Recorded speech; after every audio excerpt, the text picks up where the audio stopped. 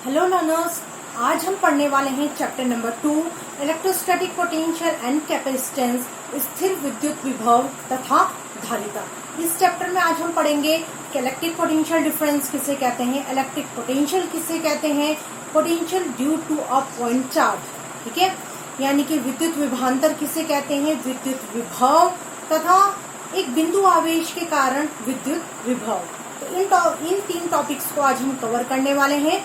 पहले की जो इलेक्ट्रिक पोटेंशियल डिफरेंस और इलेक्ट्रिक पोटेंशियल है, ये जनरली एग्जाम में डेफिनेशंस पूछ ली जाती हैं।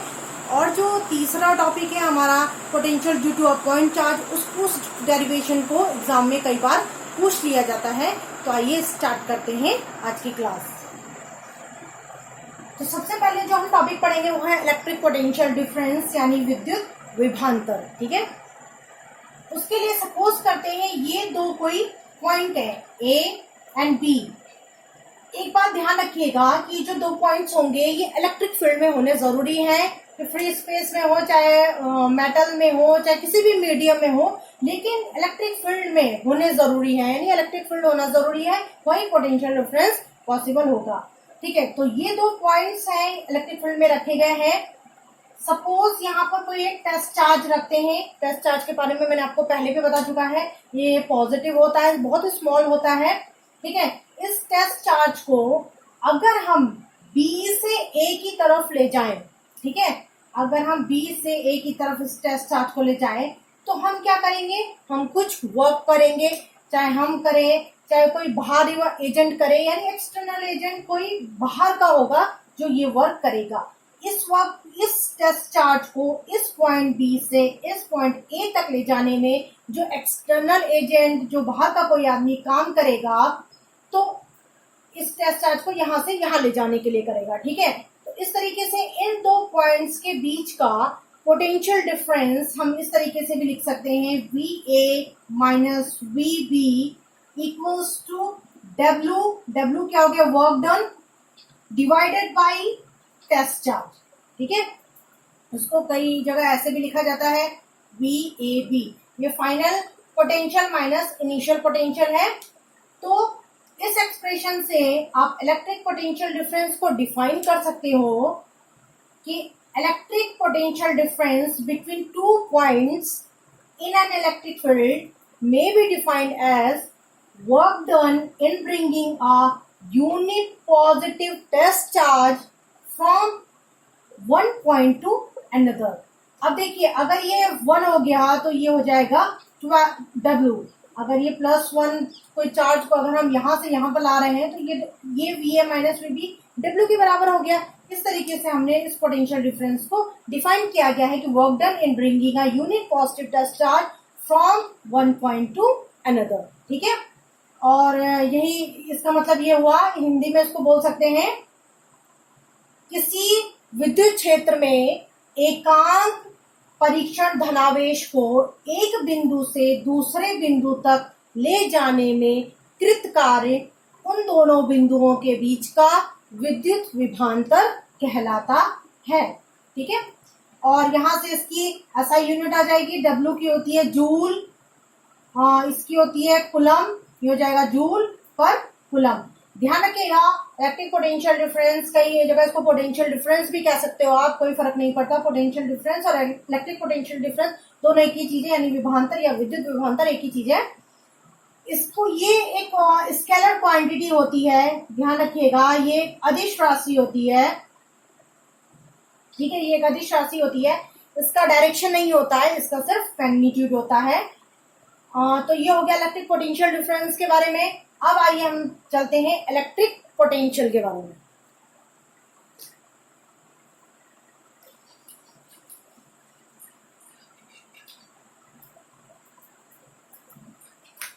विद्युत विभव, यानी ये दो पॉइंट्स है। सपोज अभी हमने विभवांतर में जो दो पॉइंट लिए थे ए और बी, देखिए जो विद्युत विभव की डेफिनेशन है वो बेसिकली विद्युत विभवांतर से ही डेवलप की गई है, यानी जो इसका बेस है पोटेंशियल का, वो पोटेंशियल डिफरेंस जो है उसी से लिया गया है, उसी से डिराइव किया गया है, ठीक है। तो अभी हमने इलेक्ट्रिक पोटेंशियल डिफरेंस का जो फॉर्मूला लिखा था वो VA minus VB equals to W upon Q not लिखा था। तो यहाँ पे विभव को डिफाइन करने के लिए हम क्या सपोज करेंगे कि ये B पॉइंट अब यहाँ नहीं है बल्कि कहीं इंफिनिटी पे चला गया है। ठीक है, अब हम क्या सपोज करेंगे कि B पॉइंट यहाँ नहीं है, कहीं इंफिनिटी पे है। तो अब ये B पॉइंट यहाँ नहीं है, B पॉइंट अब इंफिनिटी पे चला गया है।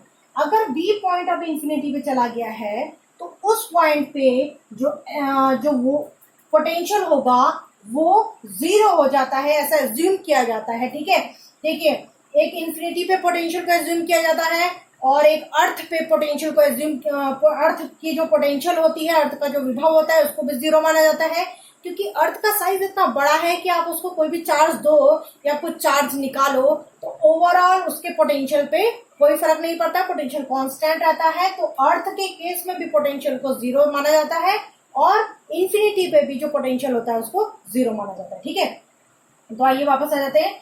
हमने क्या माना कि जो B पॉइंट है अब क्या है, इंफिनिटी पे पहुंच गया, तो इंफिनिटी पे जो पोटेंशियल होगा वो 0 हो जाएगा, यानी कि अब सिर्फ क्या बचा, VA equals to W divided by Q not. ये इलेक्ट्रिक पोटेंशियल इस तरीके से हम डिफाइन कर सकते हैं और इसकी डेफिनेशन इस एक्सप्रेशन से देख लेते हैं। Electric potential at a point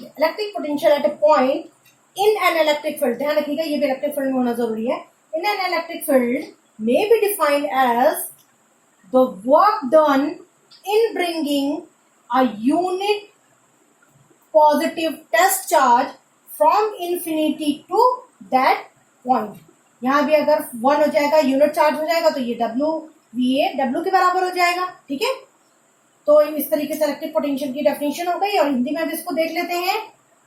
किसी विद्युत क्षेत्र में एकांक परीक्षण धनावेश को अनंत से उस बिंदु तक लाने में कृत कार्य को उस बिंदु का विभव कहते हैं। ठीक है, तो ये हो गया इलेक्ट्रिक पोटेंशियल और इलेक्ट्रिक पोटेंशियल डिफरेंस के बारे में।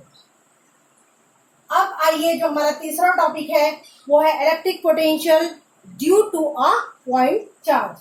Electric potential due to a point charge, यानी बिंदु आवेश के कारण विभव कहिए या विद्युत विभव कहिए, दोनों एक ही बात है, कंफ्यूज मत होइएगा। ठीक है, तो हमें डिराइव करना है इसके लिए फॉर्मूला पोटेंशियल के लिए। तो मान लेते हैं ये कोई प्लस Q चार्ज है, O पॉइंट पर सिचुएटेड है और ये फ्री स्पेस पे है। ठीक है, अब एक पॉइंट P को कंसीडर कर लीजिए, इस पॉइंट को मान लेते हैं P।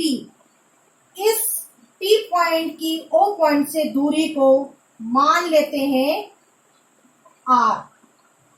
ठीक है, अब इस पॉइंट पे हमें इलेक्ट्रिक पोटेंशियल यानी कि विद्युत विभव ज्ञात करना है इस चार्ज के कारण।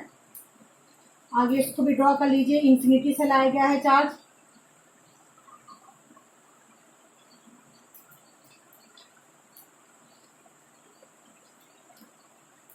ठीक है, हो गया। अब यहां पर कहीं पर एक पॉइंट A कंसीडर कर लेते हैं, इस A पॉइंट की O पॉइंट से दूरी मान लेते हैं X।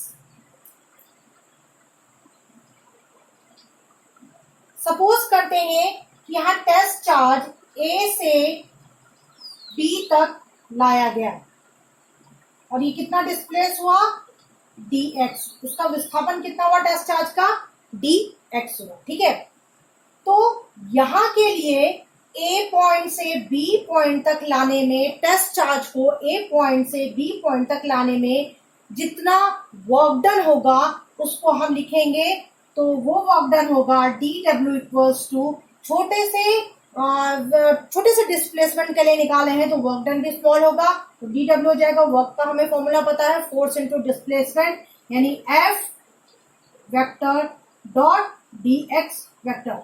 देखिए हम वर्क इसलिए निकाल रहे हैं क्योंकि हमें निकालना क्या है, पोटेंशियल। पोटेंशियल का फॉर्मूला एट ए पॉइंट हमने पढ़ा है, V इक्वल्स टू होता है W अपॉन क्यू नॉट। यानी कि अगर हमें W पता चल जाए तो यहाँ W की इस वैल्यू को इस इक्वेशन में पुट कर देंगे तो V की वैल्यू निकल जाएगी। तो इसीलिए हम क्या करेंगे, पहले एक छोटे से पोर्शन के लिए वर्क डन निकालेंगे, फिर उसको इंटीग्रेट करके लिमिट पुट करके ओवरऑल यहाँ इंफिनिटी से यहाँ तक लाने में जो वर्क डन हुआ है इस टेस्ट चार्ज को, उसको निकालेंगे, फिर उस वैल्यू को इस इक्वेशन में पुट करके V की वैल्यू हमें निकल जाएगी। ठीक है, तो आइए वापस आते हैं। अब देखिए जो डिस्प्लेसमेंट हो रहा है वो A टू B हो रहा है। ठीक है, इस डायरेक्शन में क्या हो रहा है, डिस्प्लेसमेंट हो रहा है, विस्थापन हो रहा है, जबकि जो हमारा फोर्स है वो इस डायरेक्शन में लगेगा, यानी इस डायरेक्शन में हमारा फोर्स लग रहा है। क्यों लग रहा है, क्योंकि टेस्ट चार्ज पॉजिटिव होता है, ये भी पॉजिटिव है, तो पॉजिटिव पॉजिटिव ये रिपल्सिव फोर्स एक दूसरे पे लगाएंगे, तो रिपल्सिव फोर्स के कारण क्या होगा कि जो नेट फोर्स होगा वो इस तरफ लगेगा। फोर्स का डायरेक्शन उस तरफ है, डिस्प्लेसमेंट का विस्थापन का डायरेक्शन इस तरफ है, तो इन दोनों के बीच का जो एंगल बन रहा है वो बन रहा है 180 डिग्री। ठीक है, दोनों ही अपोजिट डायरेक्शन में है। अगर सेम डायरेक्शन में होते तो 0 डिग्री होता, क्योंकि एक का डायरेक्शन इधर है, एक का डायरेक्शन उधर है, तो इन दोनों के बीच का जो एंगल बनेगा वो होगा 180 डिग्री। ठीक है, तो डॉट हटेगा, कॉस आएगा, इन दोनों के बीच का एंगल है 180 डिग्री, और कॉस 180 की वैल्यू होती है -1। ध्यान रखिएगा, कॉस 180 या फिर कॉस पाई, दोनों एक ही चीज होती है, की वैल्यू होती है -1। ठीक है, -1 इक्वल्स टू, तो ये -1 हो जाएगा, बाहर आ जाएगा -f/dx। तो ये स्मॉल वर्क डन था A टू B तक टेस्ट चार्ज को मूव कराने के लिए। अब हम लिमिट पुट करेंगे इसी में। देखिए अब हम टोटल वर्क डन निकालने के लिए क्या करेंगे, समाकलन करेंगे, इंटीग्रेशन करेंगे, dw का लिमिट पुट करेंगे इंफिनिटी टू P, क्या है R। ठीक है, इंफिनिटी टू R, लिमिट सही पुट करिएगा, इंफिनिटी टू R। ठीक है, equals to infinity to R, और यहां dw की वैल्यू है -f/dx, तो हो जाएगा -f/dx।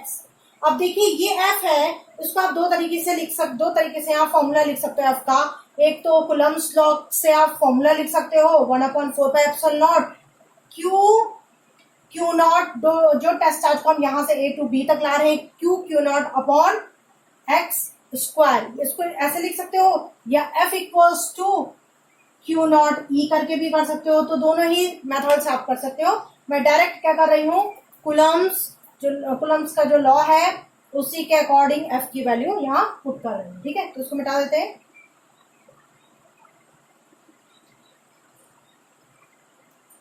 तो देखिए अब W की जो वैल्यू होगी इक्वल्स टू, ये वाला यहां से है, इंफिनिटी R, माइनस को बाहर ले आएंगे, F की वैल्यू होगी 1/4πε0 क्यू नॉट।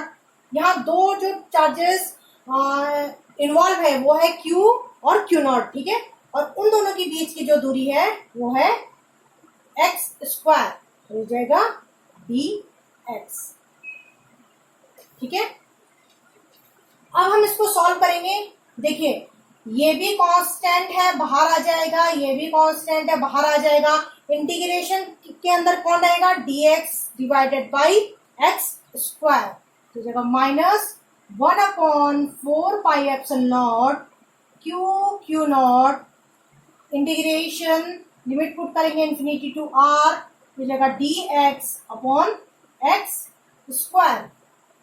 ठीक है, इक्वल्स टू माइनस, अब हमें इसको सॉल्व करना है 1/4πε0 क्यू नॉट। देखिए आपने ये फॉर्मूला पढ़ा है 11th में।